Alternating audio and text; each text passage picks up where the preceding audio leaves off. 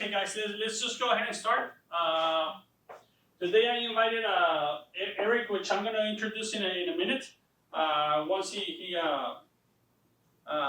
once we start first with the meeting, I'm going to start with a couple of points. The first one is that I asked Dawson. Dawson has been doing great in marketing. We're almost at the point that we have 1,000 followers, which getting to 1,000 is high numbers. So we're getting there. But the way that I see marketing sometimes is that I see it very, we do the same thing over and over and over. And we don't want to be doing the same thing over and over and over. We want to change it a little bit. So more interactive. I have asked Dawson in the past to go with you and do videos about ideas and everything. And sometimes, and I understand your point of view, because sometimes even myself, when they ask me to do a video, I get a little bit nervous and I say, hold on, Dawson, hold on. I mean, today is not my best day dressed. Today I had a problem with XYZ and I'm not in the best attitude, so let me put myself in the zen. So when he tells me that he goes to you guys and he wants to do a video and you guys don't want to do it, I understand to a certain point of view that, well, you don't want to do it because, one, you get nervous, which I do. Two, you're not in the best state of mind. You have to think about what you're going to say. I hate the way that I sound on videos, so I understand every single thing. But we need to be more interactive. We have to. So if you don't want to do videos, what I asked Dawson is, hey, if Ademar is interviewing a client, just take a video of Ademar interviewing a client and just put music. We don't have to listen what they're saying. Just put music on top of it. Ademar taking care of a client, Angelo taking care of a client or something like that, but just be more interactive. So if you see Dawson snooping around, he's going to be doing that more and more and more. Unless you don't want to, unless you're very private, just go ahead and Dawson and just tell him, hey, don't do it with me. But if you can help us with that, that will be more helpful. Obviously, the more clients that we have, the more clients that we have. Clients, but the more followers, the better is for you. Sometimes I remember years ago that I was talking to a real estate agent, and she told me, well, my clients are asking how many followers do I have, and they saw your internet and you don't have too many followers, and I went like, ah. And that was about 2 years ago, 3 years ago. Now it's very important. Now clients go and look at how many followers do you have, and if you're a stable company or not. So it's very important. Obviously, Dawson on the background, he does a lot of things with the followers. I mean, he tracks the comments, he tracks everything, he interacts with the comments, with the followers and everything. So excellent job that Dawson is doing, but we need more help from you guys. Sometimes time goes by and I don't come up with new ideas. We need the ideas to come from you guys also. Dawson, any comments, anything that you want to add? No, I think you said it all. Okay. So before also we go straight into our meeting, I asked Eric Avalos if he can give us a presentation about title. Title is something that the Prelim title, I'm pretty sure that it's a headache for Eric, because most of real estate agents and most of loan officers, I should not say about real estate agents, most of the loan officers, we don't even read the Prelim. If we don't read the Prelim, in the future it can bite you. So you're doing a refinance and you never saw the Prelim, and then at the day 20 you turn into a condition. The same thing with when you're doing a purchase transaction. Sometimes you don't read the Prelim, and then underwriter puts a condition and you say, well, this is processing and underwriting, and you don't care about it. And sometimes it's an escrow condition, but you should bring it up to the real estate agent also. You should bring it up and say, hey, just to let you know there's child support. So you can take care of it. So approach it from the beginning, because if you don't, I mean, obviously it's going to delay the transaction. So the more faster that you can act on it, the better is for everyone. Eric is very important. It's very important. Eric can attest to this also, to have a good relationship with a title rep. Eric works a lot with Maria and some other loan officers here in the office. It's very important. I mean, obviously, the more business that we give the title companies, the more that he can say, hey, to his underwriter, this is a very important office. I mean, we need to hook them up because they're giving me a lot of business. If for whatever reason we drop the ball, I'm not going to be able to get more business in the future. But the more business that we give him, the more strength that he gets the office, the more strength that Eric Avalos gets with his underwriter, and the more flexible they become. Obviously, we have tons of clients that they purchase a property with multiple borrowers, and some borrowers, they went back to the country. If they're going back to the country, hey, Eric, before he leaves, what I need to do in order for refinance and sell in the future. So some of those things are very important. So Eric is going to speak some of the subjects. So I'm going to leave the floor to you, Eric. Thank you, Oscar.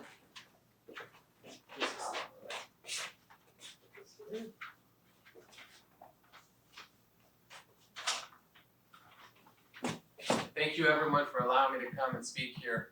Thank you, Oscar, for having me. This presentation is for you guys, so if at any point you need to stop me and ask a question so you don't forget it, later on, feel free to do that. I'm here for you guys. So any questions that you have, make sure to ask, okay? So the report that we're going to be talking about today is the preliminary title report. We call it the Prelim for short. Other parts of the country call it a title commitment. It's all the same thing, right? And basically we issue the Prelim whenever anyone is asking us to issue a title policy. So if somebody says, hey, we have a refinance or we have a sale transaction, we need you to issue a title policy. We put together what's called the preliminary title report, and that's going to show everybody two things: the condition of the title to the property, to the piece of land, to the property, and two, it's going to tell you what we need the requirements to issue the title policy that we're being asked to issue. That's a prelim, okay? So how do I get my slide up here? I can do it. Which one do you want? The presentation? Yeah, let's go over the flyer, the red flags flyer. Okay.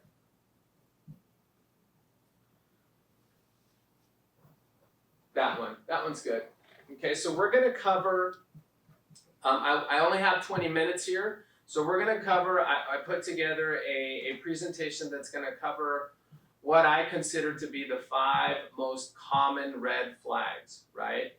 And so I based this on a couple of things: how common these conditions are, and 2, the impact that they have on delaying your transaction. I know sometimes you only have a certain number of days that your rate is locked, and if you go beyond that, then you have to start paying money per day, right? So these are 5 common red flags that come up as conditions on the prelim that a lot of the times delay the transactions, right?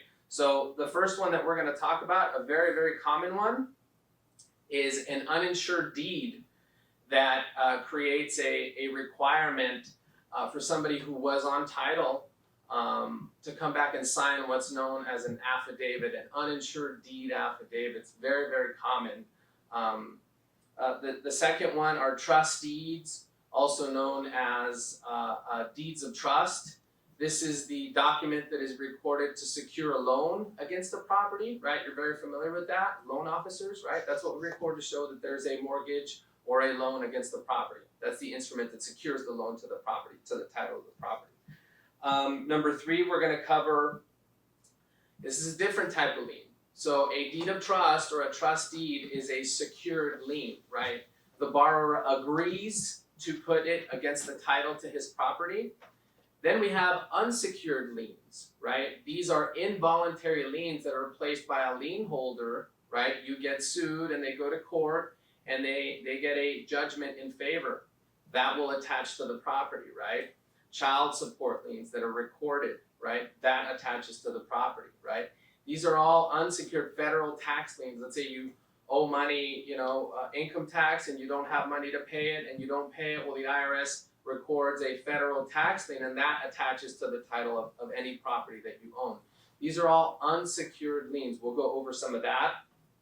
And then we have notice of building code violations, right? That's you make an addition to a house, or you put a roof on the house without a permit. your chismoso neighbor tells on you, they call the city, and then the city comes in and says, hey, we're going to put a lien on the house until you rectify the addition that you made, right? And that reports to the title. That's another red flag that can delay your transaction. We'll go over that. And then number 5 is a lis pendens, a notice of action recorded against the house. A notice of action is a court action to the title of a property. The most common ones come from divorces, right? From somebody, a spouse who's not on the title, right? But they are entitled to it via the community property state laws in the state that we live in. And so they record a notice of action against the title to the property to let everybody know, hey, there's a court action in place on this property, and we all go, okay, that needs to be cleared before we can issue a title policy, right? So those are the 5 red flags that we're going to cover. Dawson, can you bring up the slide, please? Yeah. PowerPoint slide. Okay. And then if you could go to the next slide.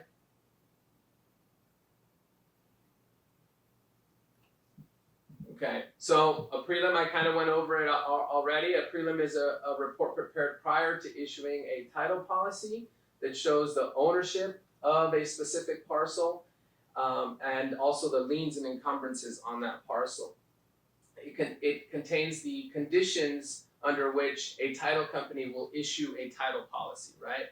Now, if there's one thing I want you guys to get out of this meeting, just one thing alone, it's where do you look, right? Can you go to the next slide? Okay. So there's 3 sections in the prelim that's all you need to focus on to find the red flags. Okay. Schedule A, right? And I'll show you some prelims after. Schedule A shows who the title holders are. We call it the vesting, right? Schedule B is going to show you all the liens and encumbrances such as property taxes, deeds of trust, unsecured liens, easements, and CC&Rs. That's Schedule B. And then the third part is the requirements page in the prelim. So if you take anything from this meeting, is where do I go to find the red flags? Schedule A, Schedule B, and the requirements. Okay? Can we go to the next slide? Is there any way to move that little bar up? Okay, there we go. So the 5 most common red flags, we kind of already went over it. Uninsured deeds, right? Trust deeds and deeds of trust. Unsecured liens via the statement of information. We'll go over the statement of information and how we use it to determine unsecured liens that attach to the title. Notice of violations by the city, building and safety department, and notice of pending actions, aka lis pendens. Can we go to the next one, please? Okay, so the first one is uninsured deeds. Now, quickly, an uninsured deed is a deed that has not been examined or insured by a title company. Most commonly, these deeds, a very, very common one that we have is when a person purchases the property, but one borrower doesn't qualify. They get a tío or a tía or a cousin or a close friend to be a co-borrower so that they qualify to purchase the house, right? Then a few years later, the co-borrower, they record a deed, right, to remove the person from the title, right? And so now you have just the owner that wanted to purchase the property in the first place, right? Then a few years later, he or she goes to refinance or sell the house, and they said, but I recorded a deed, I should be the only person. And we say, yes, but it was an uninsured deed. So we have to locate the person that deeded the property to you, right? And we have to have them sign what's called an uninsured deed affidavit. Now, a lot of times it's easy because it was husband or a wife, unless they are no longer on good terms. But sometimes it's a friend or a cousin who is no longer living in the country, or they're no longer on good terms. And so that can be a very difficult situation to have to go back to somebody that signed a deed to them, right? Because they're hard to get a hold of, or they're no longer on speaking terms, right? But the uninsured deed, it needs to be qualified. There are requirements on that deed because there was no escrow there was no escrow company or title company that examined the deed and made sure that it was a valid deed, right? So when a person is added, recorded matters against him or her attached to the property. I had a situation once where we were asked to insure a sale, and the woman that was selling the property, she bought the property by herself, and then she got married a few years later, and when she got married, she added her husband to the title. What they didn't know was that her husband had a federal tax lien, I think it was $44,000, and the moment she added him to the title via that uninsured deed, the federal tax lien attached to the property. So when she went to sell the property, we said, give us an SI on you and your husband, and it turns out he had a $44,000 lien. She had no idea he had the lien and no idea that it attached to the property the moment she put him on, right? Unfortunately, we received a statement of information with the closing documents a day before we were scheduled to close, and then we had to delay the transaction until the payoff for that $44,000 lien came in, which was, I think, like 2 weeks, something to that effect, right? So uninsured deeds are a big red flag because, one, you have to, if it's a person that's no longer on title via uninsured deed, you have to go and track them down and get them to sign an uninsured deed affidavit. If it's somebody that is currently on the title, we have to run them and see if there's any unsecured liens that attach to the property the moment that you put on. Does that make sense? Awesome. So the validity of the deed will be questioned. Was it forgery? Was it signed under duress? Was there consideration given to the grantor, right? So a lot of times people will sign out, they'll say, okay, here, I'll sign this deed, I'm no longer on the title, in exchange for money, right? So all of those things are why title companies question uninsured deeds, right? And the document that we ask for in these situations is an uninsured deed affidavit and a statement of information from the person who deeded out of title via the uninsured deed. Any questions on that? You can do it at the same time if you do it on different dates and different notaries, right? So let's just say that I remove Jose Pulido and I would purchase a property investment, and now Jose Pulido says, I'm gonna get myself out. I can deed him out, and then I can do the uninsured deed as long as it's on a different date with different notary. Is that the rule? That's a good question. So title companies prefer and most require the uninsured deed affidavit to be executed with the escrow that is in place during the sale transaction or the refinance transaction. So that's the person that we want executing the uninsured deed affidavit, and it's a notary by the escrow company that we're gonna ask for, right?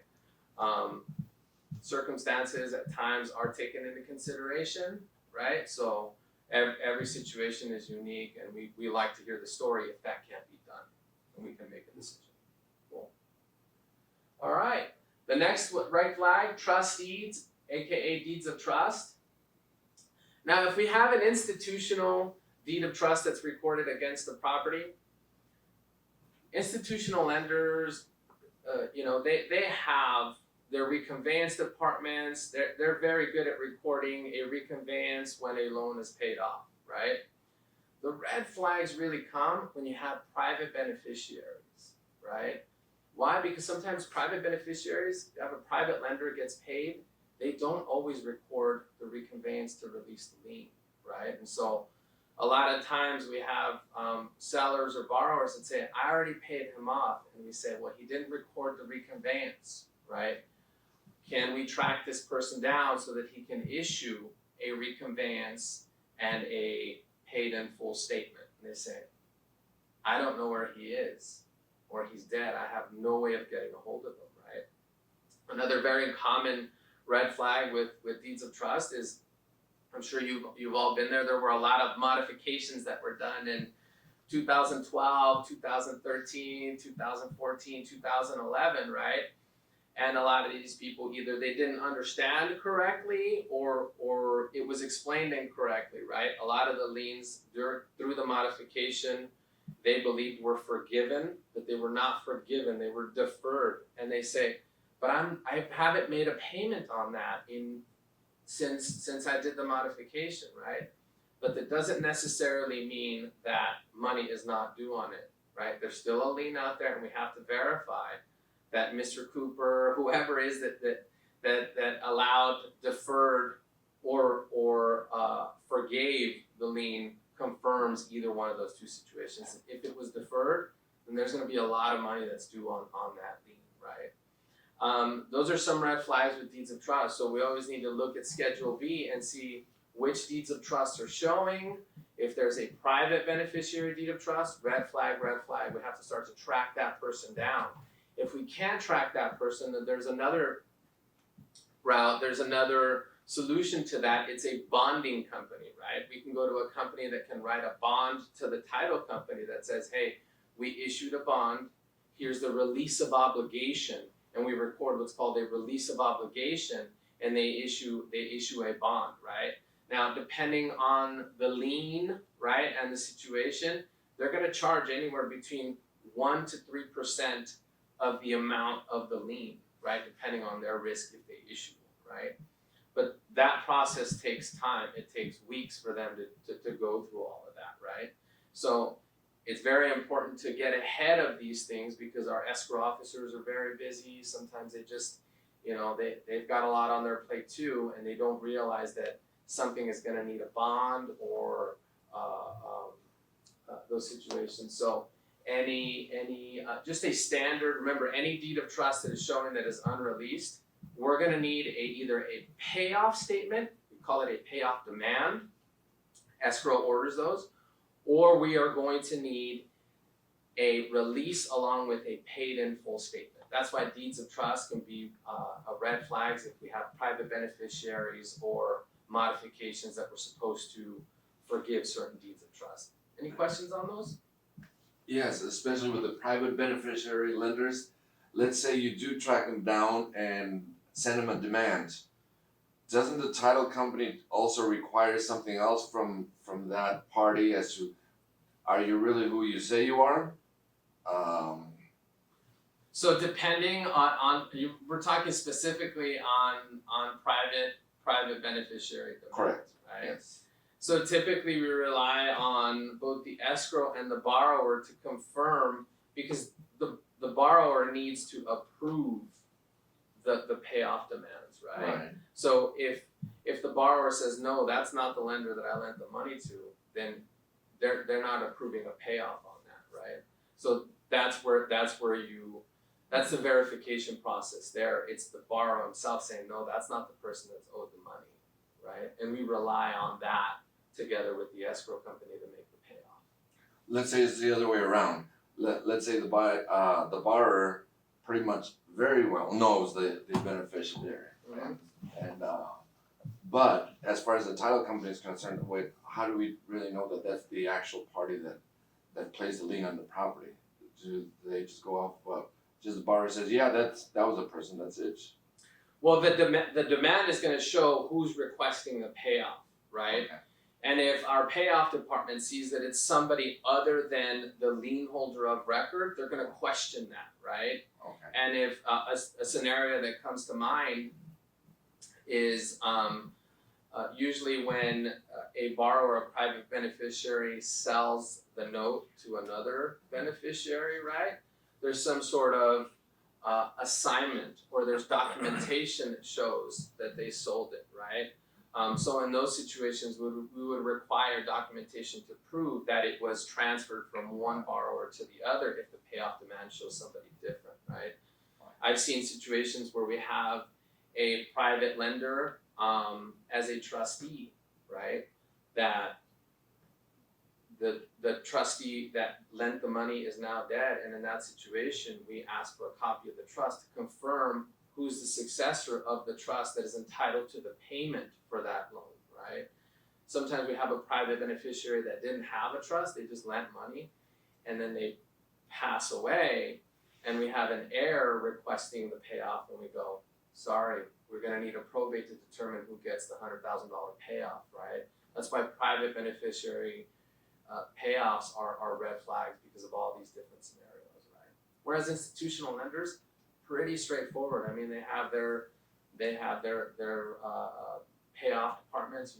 Escrow, is familiar with most of them in the process. So it's these private beneficiaries that are big red flags on these payoffs. Any questions on deeds of trust? I don't see it. So we just talked about deeds of trust, right? Trust deeds. These are secured liens. They're secured to the property. When the person signs the lien, they agree that it's going to go against their property, right? And that's the collateral for the loan, right? Then we have unsecured liens, right? Okay, I'll just talk until you can get it going again. Unsecured liens, these are federal tax liens, judgments, state tax liens, child support liens. These are all unsecured liens. And they're unsecured because they are not recorded against the property. They're recorded against the person's name, right? And so as a title company, we're obligated to make sure that that person's name, we're obligated to search that person's name in the county database to see if there are any liens such as those against that person's name, right? Now, some names are very common, right? Jose Garcia, Maria Rodriguez, Mike Smith. If we're looking at an entire county, right, and we're pulling up Mike Smith or Jose Garcia, there's going to be a bunch of liens that come up, right, that match that name. We as a title company have to go through those liens and figure out if any of them apply to our property. And how do we do that? We use what's called a statement of information, right? The statement of information asks us for very personal information about our borrower. Social security, driver's license number, former names, work address, address history for 10 years. And then we take that information and we cross-reference against all the liens that match their name, and we go, this isn't our guy, this isn't our guy, this is not our guy, this is not our guy. If a social matches, or if an address on his SI matches an address on one of the liens, we go, this is our guy. Even if it's not referencing the property address, we know that it's our borrower because the information on this statement of information matches the information on the lien. And that's how we go about determining unsecured liens, judgments, child support. Now, the statement of information, a lot of times, it doesn't come into us until the day before we are being asked to close and record the transaction, right? And if at that time we find that there is a federal tax lien or there is a child support lien, in particular federal tax liens and child support liens or a bankruptcy, those three items are very problematic, right? Why? Because with a bankruptcy, we need to get approval by the court to be able to refinance or sell the property. And that takes time, right? With the federal tax lien, the feds take a week, 2 weeks to issue the payoff statement. And they are all over the place with the amount of money that is due versus the amount of money that is shown on the lien itself, right? So that's why getting the statement of information into us at the beginning of the transaction is super important in preventing any delays for that reason. Did I make sense on that? I did? Okay. If I'm not making sense, stop me and say, hey, dude, you got to make sense there, all right? Eric, can I access the computer really quick? Yeah, sure. Have you guys ever had a situation where you have something pop up, like right before closing that wasn't on the prelim at first, right? People from Zoom, do you have any questions for Eric?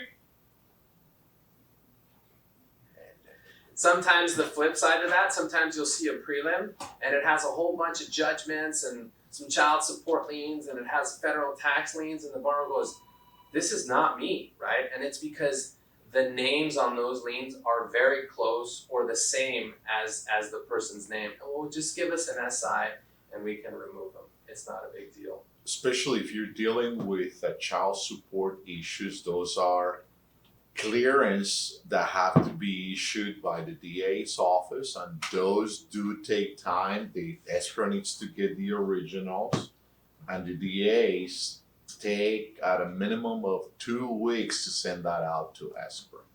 So Yes. you, like you say, you need to be on top of your game and make sure you're checking everything and Child get support to liens. work on those Yes. specific items. Another thing is with child support liens, there's no amount on the lien that is recorded, right? It just shows that the county issued a lien for child support, but there's no amount showing, right? So if we are asked, hey, can we just hold some money, right, and close, and then when the payoff comes in, then we can pay off, and the underwriter will go, we have no idea what the amount is, right? Could be $1,000, could be $1 million. $1 million, right? And we've been burned. I mean, trust me.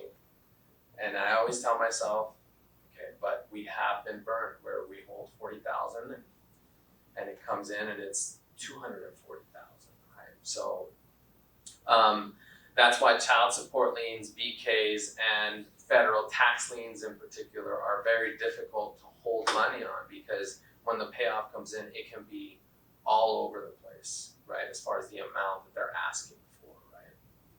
So that is it. Let's see here. I'm gonna go off here without the slide. The next one is the notice of violation, right? Pretty common. I've been there. I put an AC in one time and I didn't get a permit. I don't know who told on me, right? But there was a lien on my house for an AC system that I put in without permits. We've all been there, right? Some of them are quick fixes, right? Came right out. You're like, you're good to go within a few days. Some of them, if you make a major addition to a house, right? And then you go to sell that house and the title company says, there's a notice of violation recorded against the property, right? We need a release. And so then you go to the city and they say, well, we need to get an inspector out there. It's gonna take him a week to get out there, right? You go, but we're trying to close in a week. They don't necessarily care, right? Inspector goes out there and then he says, you need to tear this down or you need to make this modification to it to bring it up to code, right? You do whatever he asks and then he has to go back out there, right?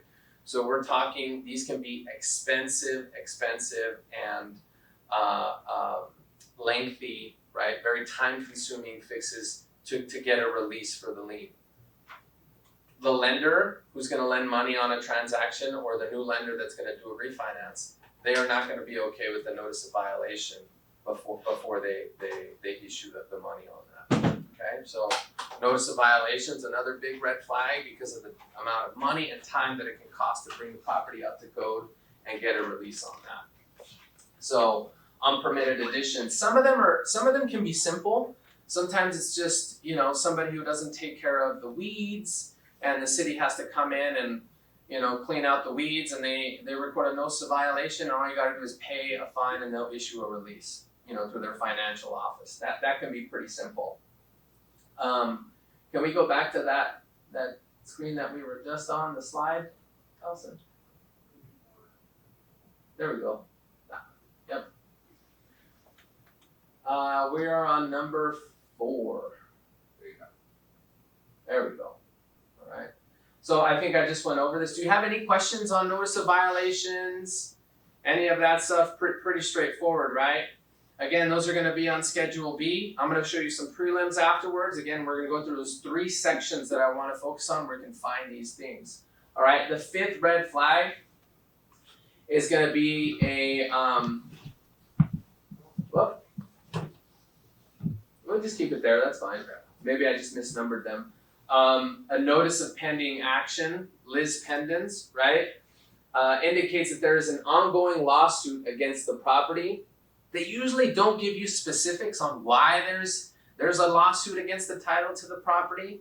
Some common things, divorces, and somebody, you know, a spouse is not on the title, so the attorney records a lis pendens, right, while they go through the divorce process, so that the person doesn't sell without giving any proceeds to the person that's entitled to it, right?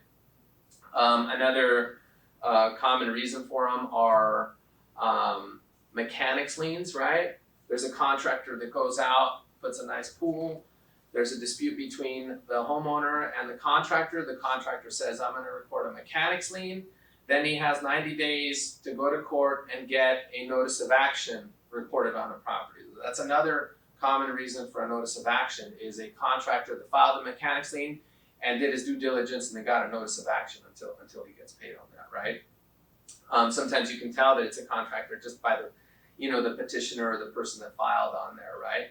Now with the notice of action, we are going to need a withdrawal along with a payoff demand, right?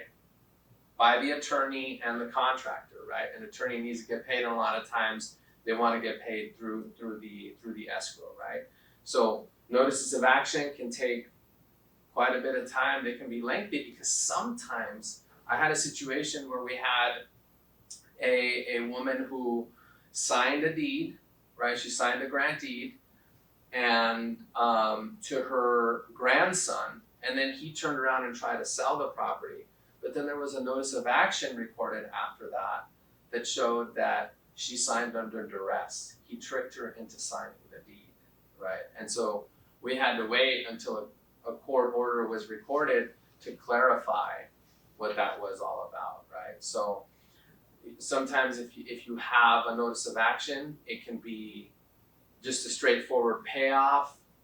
Sometimes it can be a very contentious situation where there could be, even if there is a withdrawal, there could be a period that needs to, an appeal period that we need to wait on, depending on the lawsuit that's involved.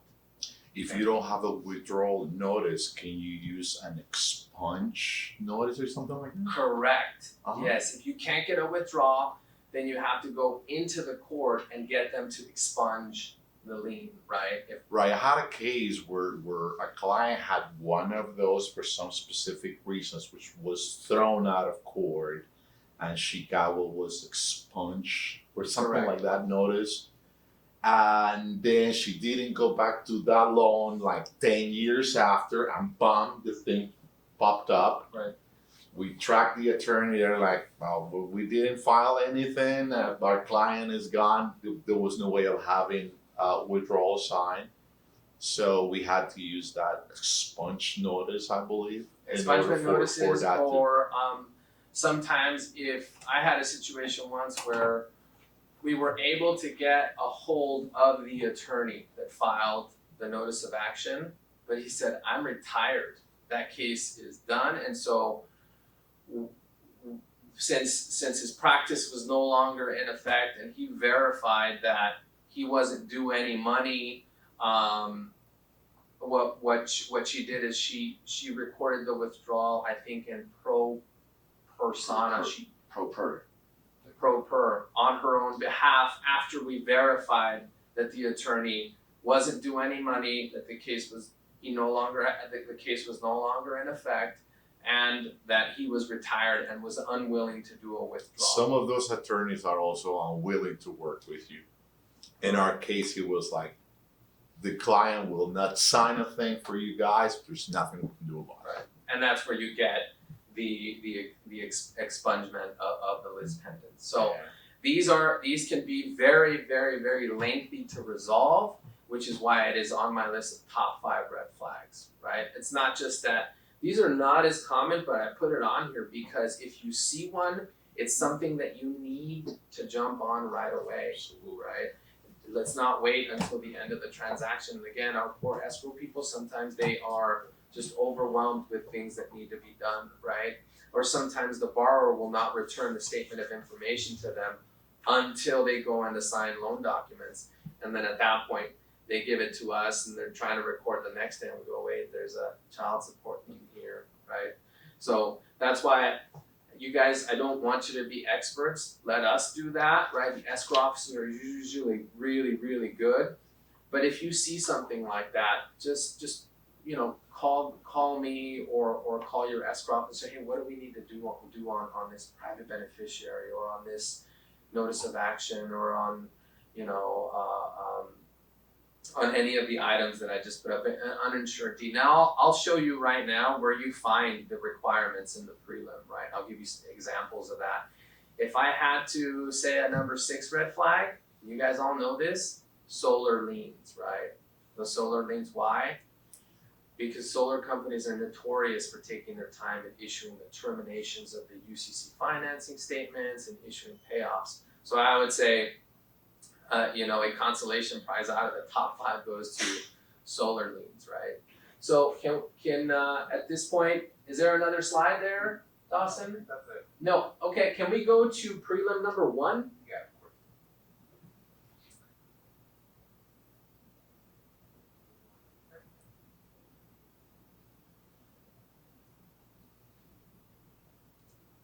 All right. So prelim number 1. Let me see if I can.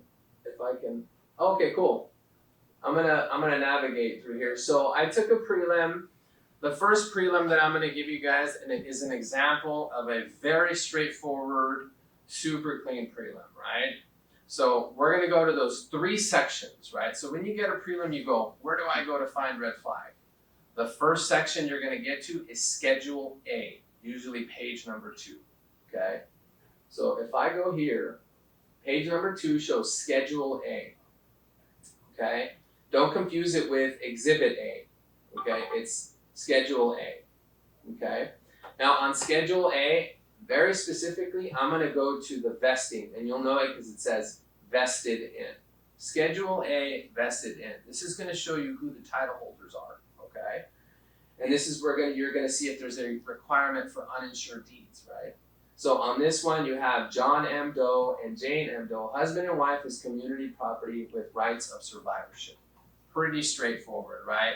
No additional requirements there. The only thing that can throw a wrench into this is if you find out that they're now divorced, right? But other than that, we're gonna keep it positive. They're a happy couple. They wanna refinance their house. No additional requirements there. Okay? Did I lose it? Let's see here. Okay. So the next section that I'm going to go to is going to be Schedule B. So Schedule A, right? And then Schedule B. Schedule B is going to include liens and encumbrances, all of those things that we talked about. Deeds of trust, unsecured liens, notice of violation liens. Any lien or encumbrance is going to show on Schedule B, okay? And it's also going to show property taxes, easements, CC&Rs, right? But we're going to focus right now on those things that could delay your transaction, right? And those 5 items, and they're going to be on Schedule B, okay? So I'm going to scroll down here. We're going to see these are all the items that we need to pay attention to on Schedule B, okay? So I'm gonna go down here, I see property taxes, we're good. Supplemental taxes, this is saying that there's gonna be a lien for supplemental taxes for the buyer, right? These are easements and CC&Rs, pretty straightforward. What we're showing in Schedule B are the items that we are not gonna cover, called exceptions to coverage, right? So this is where we look for the liens, right? This is a CC&R, some sort of restriction on the property. You can click on the item to view and read it, right? If they want interpretation on that, I would recommend that they go to a real estate attorney and get interpretation, legal interpretation on the document, okay? So here we see easement. Item number 7 is a deed of trust, right? For $343,000. That was the original amount. It was dated June 6th and it was recorded June 9th of 2020. It looks like a pretty standard, straightforward institutional lender. Is that a red flag? No. Pretty straightforward, right? So this is a super clean prelim. No red flags as far as I'm considered here. If somebody asked me to review this, there's 1 payoff, you have 2 people on title, taxes are current, pretty straightforward, right?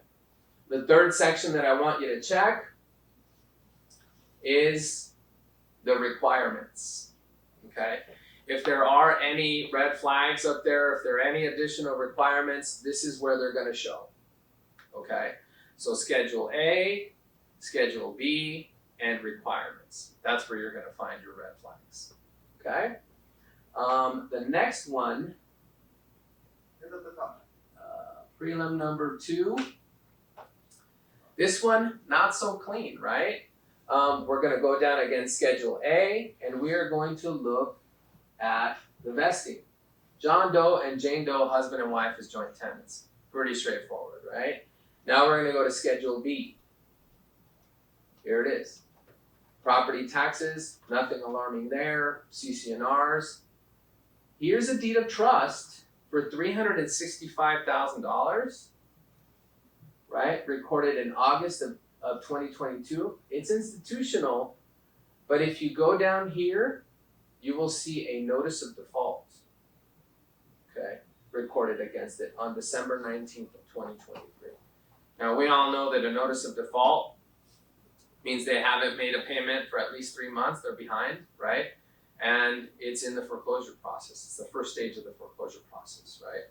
So when you look at the deed of trust, if you see underneath, this is a substitution of trustee, and then you see a notice of default. That's a red flag, right? Because there's there's a timeline there with the foreclosure, right?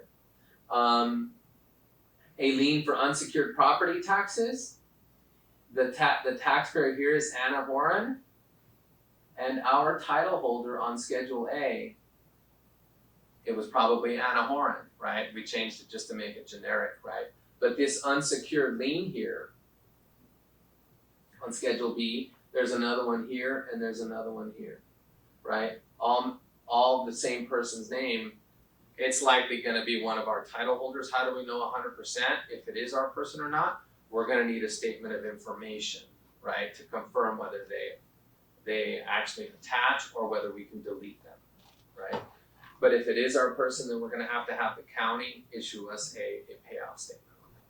Okay, so these are red flags, okay? We go down to the requirements page. So current demands prior to closing, a statement of information, right? And those are all the additional requirements that we're making, okay? So let's go to number 3. How do I move this, Dawson? There we go. Is that?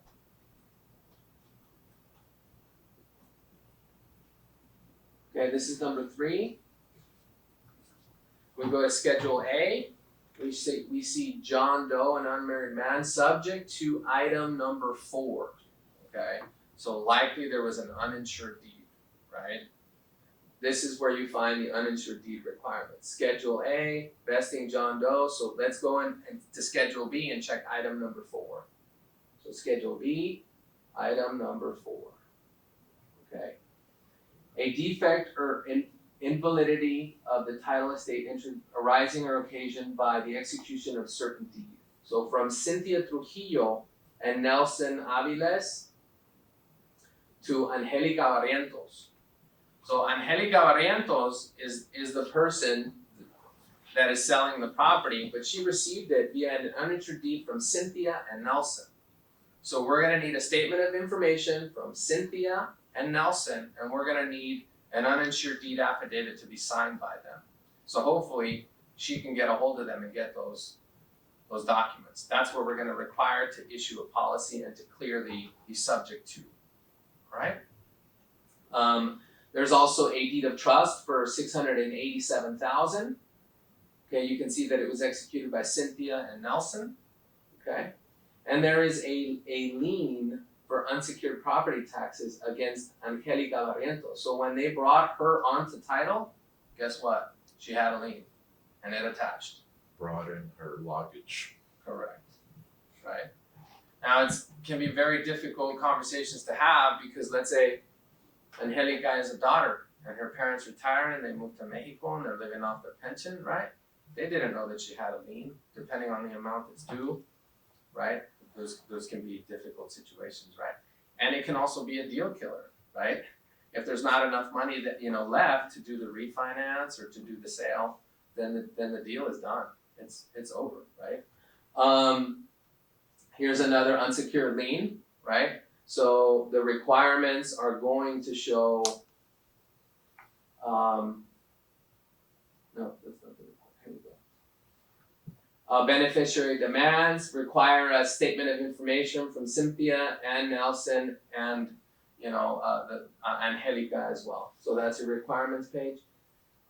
Last but not least, I got you something that is kind of a nightmare and probably not going to sell, right? We have John Doe subject to 7, 8, 9, 10, 11, 12, 13, and 14, right? Schedule A. So what happened here is there were a bunch of deeds recorded, right? That showed a bunch of different people transferring title back and forth. So we're gonna require a statement of information from all those people and an uninsured deed affidavit from all of those people, right? This thing is not going anywhere, right? If he can't get a hold of them, he's gotta go to court to get a court order to quiet all of those deeds, right? That's it. Quickly here, I will go to the statement of information. Do we have that?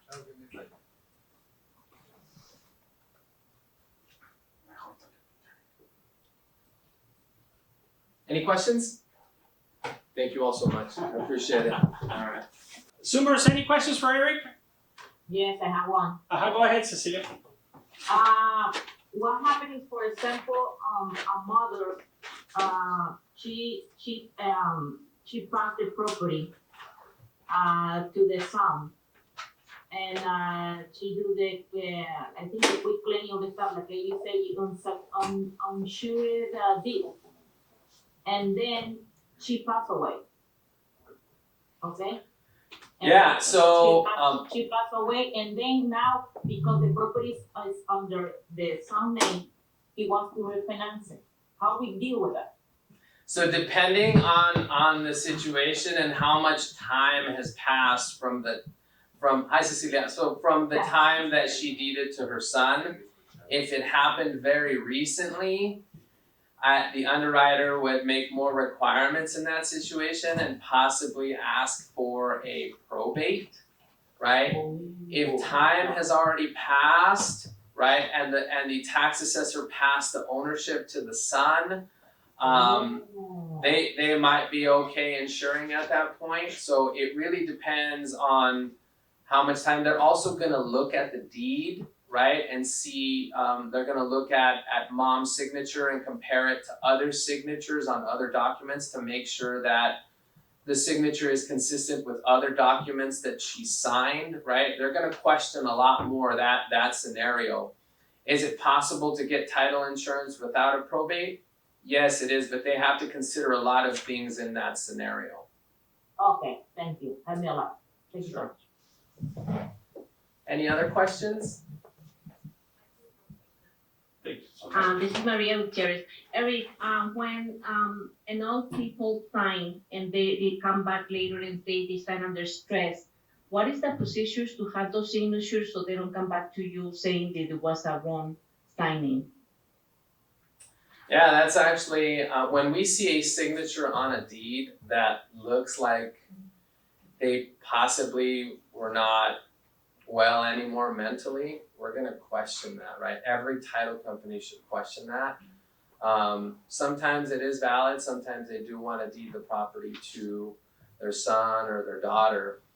But yeah, when we see a signature that's rough, that looks like the person wasn't mentally that well, we're gonna ask, is the person alive? Was the person mentally capable? We're gonna question that situation, Maria. Did that answer your question? Would it help to have a competent form ahead of time or at the time of the document signing? Usually if we are gonna be okay with it, but the signature looks bad, we will ask for a note from a doctor to confirm that they are mentally capable to sign on their own behalf, even though their signature is rough, right? So a doctor's note, a lot of times will clear that. But yeah, Maria, when we see signatures that are very, very rough, we question those, right? And Well, actually, my question was more directed, like, let's say that person was very good mentally and he knows what she was doing or he was doing and everything was done correctly. and explain everything to the client. But later, after the transaction closes, let's say it was a sale, the son comes back and say, hey, my mom signed it under distress. How can you prevent that, even though she didn't? Yeah, that's a difficult situation, and at that point, we are going to, I believe, ask for probably some sort of court order, right?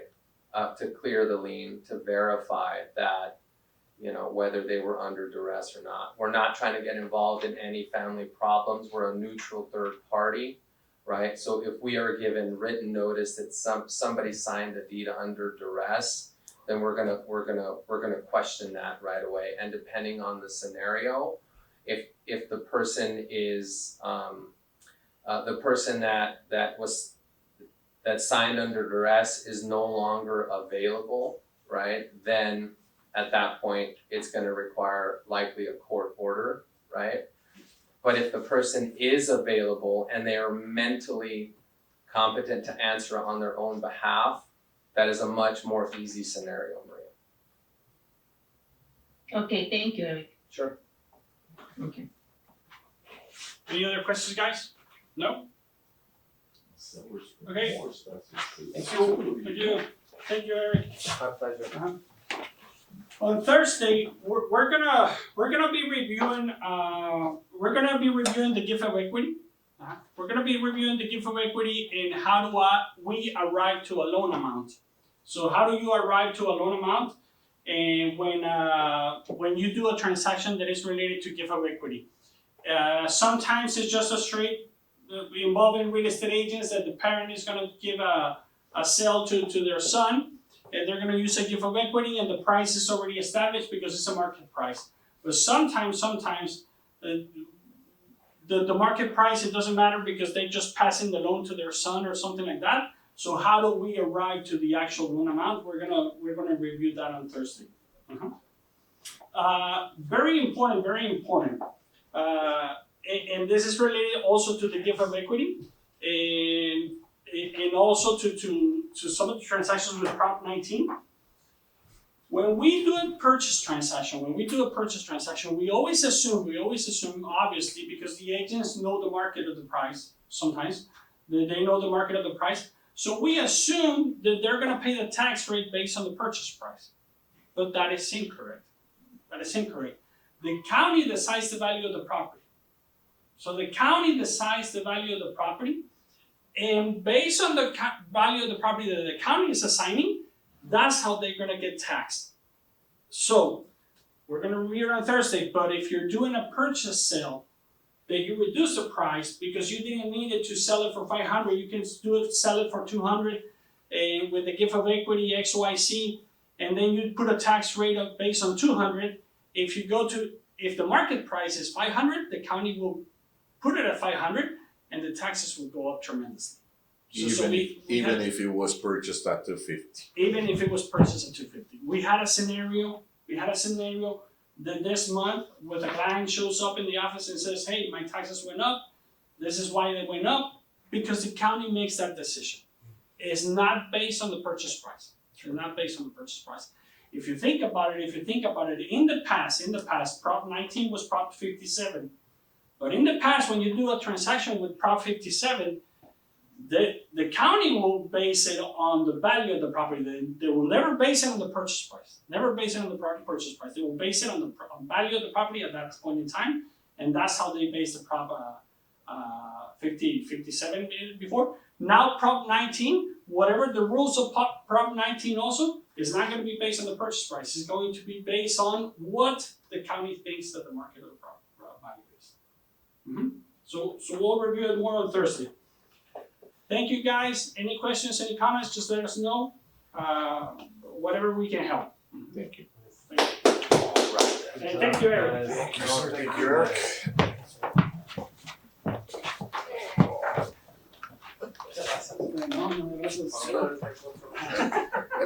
You